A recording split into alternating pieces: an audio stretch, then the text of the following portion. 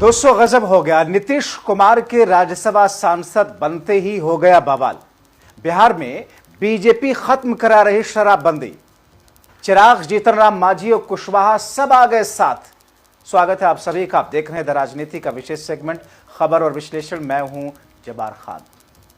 तो क्या वाकई भारतीय जनता पार्टी नीतीश कुमार के जाने के बाद के पूरे प्लान को पहले से तैयार करके रख रही है? क्या वाकई बीजेपी ने बिहार में नीतीश की वजह से ही सिर्फ बिहार में शराबबंदी के कानून को झेला है? क्या वाकई बिहार के कुल रेवेन्यू और बजट, जिसमें से एक बड़ा हिस्सा शराबबंदी की वजह से नुकसान की शक्ल में झेलना पड़ रहा था बिहार को, अब बीजेपी उसे वापस ला रही है?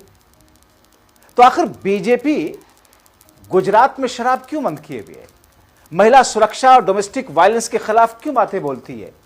इन्हीं को कहकर तो बिहार में शराबबंदी की गई थी नीतीश के जरिए।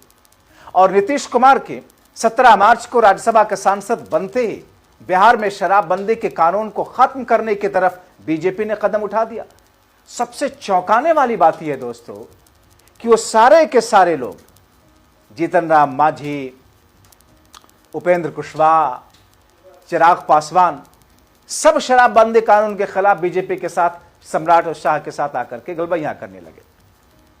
दोस्तों, सुशासन बाबू के हस्तिनापुर गमन के साथ ही शराबबंदी की किस्मत वाचन चल रहा है।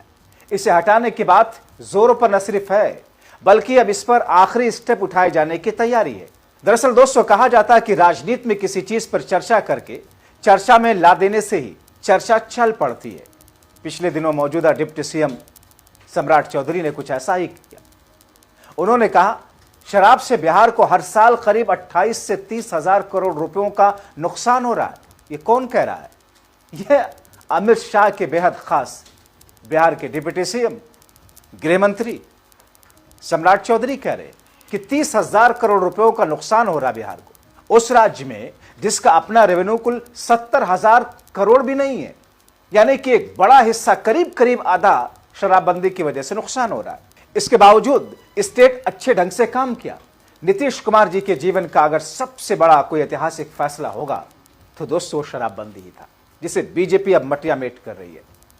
बिहार में राज्यसभा चुनाव के साथ ही सत्ता के शीर्ष पर बदलाव के अटकलों पर मुहर लग चुकी है।